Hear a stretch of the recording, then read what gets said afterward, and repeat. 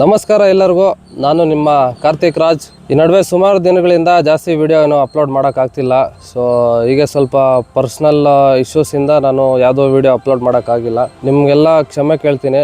ಆ ಮ್ಯಾಟ್ರು ಪಕ್ಕಕ್ಕೆ ಇಟ್ಟರೆ ನಾನು ಇವತ್ತು ಬಂದಿದ್ದೀನಿ ನನ್ನ ಗಾಡಿದು ಓನರ್ಶಿಪ್ ರಿವ್ಯೂ ಬಗ್ಗೆ ಹೇಳೋದಕ್ಕೆ. ತುಂಬ ಜನ ಈ ಗಾಡಿ ತಗೊಂಡಾಗಿಂದ ಹಿಡಿದು ಇದುವರೆಗೂ ನನಗೆ ಒಂದೇ ಮೆಸೇಜ್ ಬರ್ತಾ ಇರೋದು, ಈ ಗಾಡಿ ನಾವು ಕೊಡೋ ಪ್ರೈಸ್ಗೆ ವರ್ತ್ ಇದೆಯಾ ಇಲ್ವಾ, ಅಥವಾ ಗಾಡಿ ತಗೋಬೋದಾ ಬೇಡವಾ ಅಂತ ಇದೊಂದು ಪ್ರಶ್ನೆ ನನಗೆ ಕಂಟಿನ್ಯೂಸ್ ಆಗಿ ಇನ್ಸ್ಟಾಗ್ರಾಮಲ್ಲಿ ಹಾಗೆಯೇ ಯೂಟ್ಯೂಬಲ್ಲಿ ಬರ್ತಾನೆ ಇತ್ತು.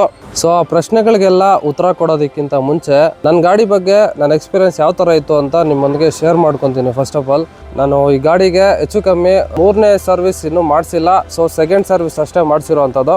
8,000 ಕಿಲೋಮೀಟರ್ ಆದರೆ ನಾನು ಈ ಗಾಡಿನ ಡ್ರೈವ್ ಮಾಡಿದ್ದೀನಿ. ಡ್ರೈವ್ ಮಾಡಿ ನನ್ನ ಎಕ್ಸ್ಪೀರಿಯನ್ಸ್ ಹೇಗಿತ್ತು ಅಂತ ನಿಮ್ಗೆ ಹೇಳ್ತೀನಿ ಒಂದೊಂದೇ. ಸೊ ಈ ಗಾಡಿನ 8,000 ಕಿಲೋಮೀಟರ್ ಆದರೆ ಡ್ರೈವ್ ಮಾಡಿದ್ದೀನಿ. ಈ ಗಾಡಿಯಲ್ಲಿ ಏನೇನೆಲ್ಲ ಫೇಸ್ ಮಾಡಿದ್ದೀನಿ ಇಶ್ಯೂಸು ಅನ್ನೋದನ್ನ ನಿಮಗೆ ಆಲ್ರೆಡಿ ಒಂದು ವಿಡಿಯೋ ಮಾಡಿ ಸಪ್ರೇಟ್ ಆಗಿ ಯೂಟ್ಯೂಬಲ್ಲಿ ಅಪ್ಲೋಡ್ ಮಾಡಿದ್ದೀನಿ. ಈ ಬೈಕು ನನಗೆ ಇಷ್ಟ ಆಗಿದ್ದು ಏನಕ್ಕೆ ಅಂದರೆ, ಆಬ್ವಿಯಸ್ಲಿ ನೀವು ನೋಡ್ತಾ ಇರ್ಬೋದು ಈ ಲುಕ್ಸ್ಗೇನೆ ನನಗೆ ಈ ಬೈಕ್ ಇಷ್ಟ ಆಗಿದ್ದು.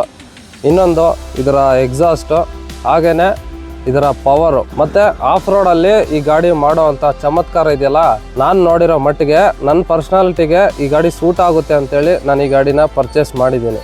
ನಾನು ಎಕ್ಸ್ಪೆಕ್ಟ್ ಮಾಡ್ದಂಗೆ ಈ ಗಾಡಿ ತಗೊಂಡಿದ್ದಾದಮೇಲೆ ನಾನು ಏನೇನೆಲ್ಲ ಗಾಡಿಯಲ್ಲಿ ಎಂಜಾಯ್ ಮಾಡಬೇಕು, ಫೀಲ್ ಮಾಡಬೇಕು ಅನ್ನೋದು ಗಾಡಿ ತಗೊಂಡ್ಮೇಲೆ ಎಲ್ಲ ಫೀಲ್ ಮಾಡಿದ್ದೀನಿ. ನಾನು ಗಾಡಿ ತಗೊಂಡು ತುಂಬ ಸ್ಯಾಟಿಸ್ಫೈ ಆಗಿದ್ದೀನಿ. ಯಾಕೆ ಈ ಗಾಡಿನ ತುಂಬ ಜನ ತಗೋಬೇಕಾ ಬೇಡವಾ ಅಂತ ಪ್ರಶ್ನೆ ಏನಕ್ಕೆ ಅಂದರೆ, ಸರ್ವಿಸ್ ಸೆಂಟ್ರಲ್ಲಿ ಇದಕ್ಕೆ ಕರೆಕ್ಟ್ ಆಗಿರೋಂಥ ಸರ್ವಿಸ್ ಇಲ್ಲ. ಇಷ್ಟು ಚೆನ್ನಾಗಿರೋ ಗಾಡಿನ ಇರೋದವ್ರು ಮಾಡಿಬಿಟ್ಟು ಸರ್ವಿಸ್ ಇಲ್ಲ ಅಂತಂದರೆ ತುಂಬ ಬೇಜಾರಾಗುತ್ತೆ ಯಾರಿಗೇ ಆಗಲಿ. ನಾನು ಈಗಲೂ ಈ ಗಾಡಿನ ಮುಟ್ಕೊಂಡು ಹೇಳ್ತೀನಿ, ಗಾಡಿ ಮಾತ್ರ ನೆಕ್ಸ್ಟು ಅಲ್ಟಿಮೇಟ್ ಆಗಿದೆ. ಸೊ ಸರ್ವಿಸಲ್ಲಿ ನಮಗೆ ಇಶ್ಯೂ ಫೇಸ್ ಮಾಡ್ತಾ ಇರೋದು ಎಲ್ರೂ. ಈಗ ನನಗೆ ಒಂದಿನ ಹಿಂಗೆ ನನ್ನ ಫ್ರಂಟ್ ಟೈರು ಪಂಚರ್ ಆಯಿತು. ಪಂಚರ್ ಆದಮೇಲೆ ಅವರು ನನಗೆ ತೋರಿಸಿದ್ರು, ಸೊ ನಿಮ್ಮದು ರಿಮ್ ಡಿಫೆಕ್ಟ್ ಇದೆ, ನೀವು ಎಷ್ಟೇ ಹೊಸ ಟ್ಯೂಬ್ ಹಾಕಿದ್ರೂ ನೀವು ಡ್ಯಾಮೇಜ್ ಆಗ್ತಾನೆ ಇರುತ್ತೆ, ಫಸ್ಟಾಗಿ ರಿಪ್ಲೇಸ್ಮೆಂಟ್ ಮಾಡಿಸ್ಕೊಳ್ಳಿ ಅಂತ ಹೇಳ್ಬಿಟ್ಟು ಹೊರಗಡೆ ನಾನು ಸಜೆಷನ್ ತೊಗೊಂಡೆ ಪಂಚರ್ ಶಾಪ್ ಅವರಿಂದ. ಸೊ ಅದಕ್ಕೆ ನಾನು ಶೋರೂಮ್ಗೆ ವಿಸಿಟ್ ಮಾಡಿಬಿಟ್ಟು, ಸರ್ ನಮ್ಮದು ರಿಮ್ ಈ ಥರ ಪ್ರಾಬ್ಲಮ್ ಇದೆ, ಪ್ಲೀಸ್ ರಿಪ್ಲೇಸ್ಮೆಂಟ್ ಮಾಡಿಕೊಡಿ ಅಂತಂದರೆ ಅವ್ರು ಏನು ಹೇಳ್ತಾರೆ, ಸರ್ ನಮ್ಮ ಹತ್ರ ಐಟಮ್ ಇಲ್ಲ, ತರಿಸ್ಕೊಡ್ಬೇಕು ಅಂತ ಹೇಳ್ತಾರೆ. ನನಗೆ ತುಂಬ ಬೇಜಾರಾಗೋದು. ಯಾವಾಗ 1 ಸತಿ 2 ಸತಿ ವಿಸಿಟ್ ಮಾಡಿದಾಗೆಲ್ಲ ಒಂದು ಸತಿ ಓಕೆ, ಪ್ರತಿ ಸರಿನೂ ಸ್ಟಾಕ್ ಇಲ್ಲ ಅಂತ ಹೇಳೋದು ನನಗೆ ಶೋರೂಮ್ಗೆ ಹೋಗೋದೇ ಬೇಡ ಅನಿಸ್ಬಿಡ್ತು. ಯಾವಾಗಾದರೂ ನಾನು ಸರ್ ನಂದು ಈ ಥರ ಪ್ರಾಬ್ಲಮ್ ಇದೆ ಅಂತ ನಾನು ಅಲ್ಲಿ ಕೇಳಿದಾಗ ಅವರು, ಸರ್ ನೀವು ಒಂದ್ಸರಿ ಪ್ರೀಮಿಯರ್ ಶೋರೂಮ್ಗೆ ಹೋಗಿ, ನೀವು ಆ ಶೋರೂಮ್ಗೆ ಹೋಗಿ ಈ ಶೋರೂಮ್ಗೆ ಹೋಗಿ ಅಂತೆಲ್ಲ ಹೇಳ್ತಿದ್ರು. ನಾನು ಹೇಳ್ತಾ ಇದ್ದಿದ್ದು ಒಂದೇ, ಸರ್ ನನಗೆ ಗಾಡಿ ಡೆಲಿವರಿ ಕೊಟ್ಟಿರೋದು ಈ ಶೋರೂಮಲ್ಲಿ, ಆಯಿತಾ, ಈ ಶೋರೂಮಲ್ಲೇ ನಾನು ಸರ್ವಿಸ್ ಮಾಡಿಸ್ಕೊತೀನಿ, ಬೇರೆ ಶೋರೂಮ್ಗೆ ನಾನು ಹೋಗೋದಿಲ್ಲ, ಆ ಪಾರ್ಟ್ ಅದು ಎಷ್ಟು ದಿನಕ್ಕೆ ಬರುತ್ತೋ ತರಿಸ್ಕೊಡ್ರಿ ಅಂತ ನಾನು ಪಟ್ಟಿಡ್ದಿದ್ದೆ. ಆದರೆ ಎಷ್ಟು ದಿನ ಗುರು ಪಾರ್ಟು ತರಿಸೋದು? 2 ದಿನ ಅಂದರು ಸ್ಟಾರ್ಟಿಂಗಲ್ಲಿ. 2 ದಿನದಿಂದ 1 ವಾರ ಆಯಿತು, 1 ವಾರದಿಂದ 1 ತಿಂಗಳು ಹಾಗೆ ಹೋಯ್ತು. 1 ತಿಂಗಳಾದ್ರೂ ನನಗೆ ಇದುವರೆಗೂ ಪಾರ್ಟ್ ಸಿಕ್ಕಿಲ್ಲ. ಇವಾಗ ಹೋಗಿ ಕೇಳಿದ್ರು ಸರ್ವಿಸ್ ಸೆಂಟರ್ಗೆ ನಮ್ಮ ಹತ್ರ ಅವೈಲೇಬಲ್ ಇಲ್ಲ ಸರ್ ಅಂತಾರೆ. ಇದಕ್ಕೆ ನಾನು ಹೀರೋ ಅವ್ರ ಹತ್ರ ಒಂದೇ ರಿಕ್ವೆಸ್ಟ್ ಮಾಡ್ಕೊಳ್ಳೋದು, ನಮ್ಮ ಕಸ್ಟಮರ್ಸ್ ಫೀಡ್ಬ್ಯಾಕ್ ತಗೊಂಡು ನೀವು ಇನ್ನಷ್ಟು ಸರ್ವಿಸ್ನ ಅಪ್ಗ್ರೇಡ್ ಮಾಡಿ ಇಂಪ್ರೂವ್ಮೆಂಟ್ ಮಾಡಿದ್ರೆ ಈ ಗಾಡಿಗೆ ಇನ್ನೂ ಬೆಟರ್ ವ್ಯಾಲ್ಯೂ ಬರುತ್ತೆ ಅಂತ ನಾನು ನಿಮ್ಮ ಹತ್ರ ಕೇಳ್ಕೊತಾ ಇದ್ದೀನಿ. ನಾನು ಈ ಗಾಡಿನ ತಗೊಂಡಾಗ 2,23,000 ಕೊಟ್ಟು ಈ ಗಾಡಿನ ತಗೊಂಡಿದ್ದೀನಿ. ಈ ಪ್ರೈಸ್ಗೆ ಈ ಗಾಡಿ ನಿಜವಾಗ್ಲೂ ವರ್ತ್ ಇದೆಯಾ ಇಲ್ವಾ ಅಂತ ನೀವೆಲ್ಲ ನಮ್ಮನ್ನ ಕೇಳ್ಬೋದು. ನಿಮ್ಮ ಪ್ರಶ್ನೆಗೆ ನನ್ನ ಉತ್ತರ ಖಂಡಿತ ಹೌದು. ಯಾಕಂದರೆ ನಾನು ಪರ್ಸ್ನಲಿ ಎಕ್ಸ್ಪೀರಿಯನ್ಸ್ ಮಾಡಿದ್ದೀನಿ ಈ ಗಾಡಿನ. ಇನ್ನೇನು 3rd ಸರ್ವಿಸ್ ಹತ್ರ ಬರ್ತಾ ಇದೆ, 2nd ಸರ್ವಿಸ್ ಈಗಾಗಲೇ ಮುಗ್ದಿದೆ. ಸೊ ಹಂಗಾಗಿ ನಾನು ಗಾಡಿನ ಎಕ್ಸ್ಪೀರಿಯನ್ಸ್ ಮಾಡಿ ಹೇಳ್ತಾ ಇರೋವಂಥದ್ದು. ಪ್ರೈಸಿಂಗ್ ವಿಚಾರ ಸಪ್ರೇಟಾಗಿಟ್ಟರೆ ನನಗೆ ಈ ಗಾಡಿಯಲ್ಲಿ ಫೀಲ್ ಆಗಿದ್ದು ಮೈನ್ ಸಸ್ಪೆನ್ಷನ್ ಇದೆಯಲ್ವಾ, ಇದರಲ್ಲಿ ನನಗೆ ತುಂಬ ಇಷ್ಟ ಆಗಿದ್ದು. ಆಫ್ ರೋಡ್ ಟೈಮಲ್ಲಂತೂ ಬೇರೆ ನಿಮಗೆ ಬೈಕ್ಗಳಿಗೆ ಕಂಪೇರ್ ಮಾಡಿದ್ರೆ ನಾವು ಕೊಟ್ಟಿರೋ ಪ್ರೈಸ್ಗೆ ಈ ಥರ ಒಂದು ಸಸ್ಪೆನ್ಷನ್ನು ಬೇರೆ ಗಾಡಿಯಲ್ಲಿ ನಾನು ಇದುವರೆಗೂ ನೋಡಿಲ್ಲ. ಸೊ ಹಂಗಾಗಿ ನನಗೆ ಗಾಡಿಯಲ್ಲಿ ಸಸ್ಪೆನ್ಷನ್ ಮಾತ್ರ ತುಂಬ ಇಷ್ಟ ಆಯಿತು.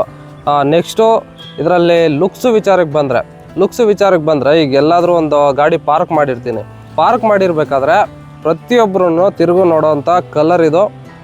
ಇದರಲ್ಲಿ ಇನ್ನೊಂದು ಕಲರ್ ಕೂಡ ಇದೆ. ಸೊ ನನಗೆ ಪರ್ಸ್ನಲಿ ಬ್ಲೂ ಕಲರ್ ಇಷ್ಟ ಆಗಿರೋದ್ರಿಂದ ನಾನು ಈ ಗಾಡಿ ತಗೊಂಡಿರೋದು.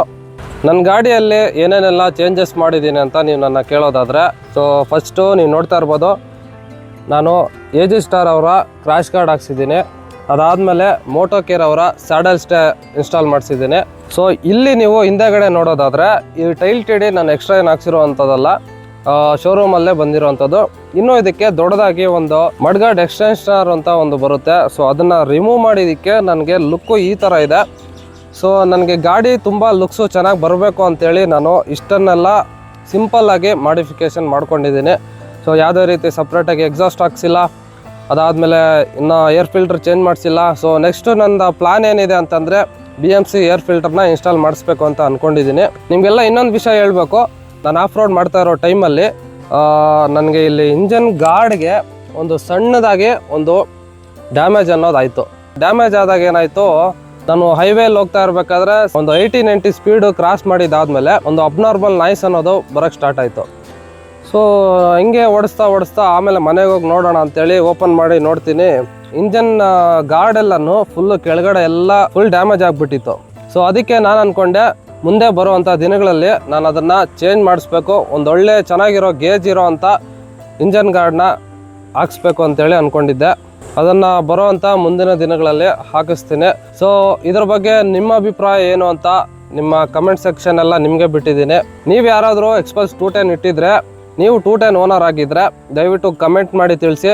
ನೀವೆಲ್ಲ ಯಾವ ಥರ ಪ್ರಾಬ್ಲಮ್ಸ್ನ ಫೇಸ್ ಮಾಡಿದ್ದೀರಾ, ಹಾಗೆಯೇ ನಿಮಗೆ ಗಾಡಿ ಯಾವ ಥರ ಇಷ್ಟ ಆಗಿದೆ, ಗಾಡಿ ಚೆನ್ನಾಗಿದೆ ಇಲ್ವಾ ಅನ್ನೋದನ್ನು ನೀವು ಕೂಡ ಕಮೆಂಟ್ ಮಾಡಿ ತಿಳಿಸಿ. ಸೊ ಇನ್ನೂ ಯಾರಾದರೂ ಹೊಸಬ್ರು ತಗೊಳ್ಳೋರಿಗೆ ಈ ವಿಡಿಯೋ ತುಂಬ ಹೆಲ್ಪ್ ಆಗುತ್ತೆ ಅಂತ ಭಾವಿಸ್ತೀನಿ. ಇದಾಗಿತ್ತು ನಮ್ಮ ಎಕ್ಸ್ಪಲ್ಸ್ 210 ಓನರ್ಶಿಪ್ ರಿವ್ಯೂ ಬಗ್ಗೆ. ಸೊ ಈ ವಿಡಿಯೋ ನಿಮ್ಮೆಲ್ರಿಗೂ ಇಷ್ಟ ಆಗಿದೆ ಅಂತ ಭಾವಿಸ್ತೀನಿ. ಹೊಸ ಕಂಟೆಂಟ್ಗಳಿಗೋಸ್ಕರ ನಮ್ಮ ಪೇಜ್ನ ಫಾಲೋ ಮಾಡ್ಕೊಳ್ಳಿ. ನಮ್ಮ ಪೇಜ್ ಹೆಸರು ಬಂದು ಕಾರ್ತಿಕ್ ರಾಜ್ ಕನ್ನಡ ಅಂತ ಇರುತ್ತೆ. ಯೂಟ್ಯೂಬಲ್ಲೂ ಇದೆ, ಹಾಗೆಯೇ ಇನ್ಸ್ಟಾಗ್ರಾಮಲ್ಲೂ ಕೂಡ ಇದೆ.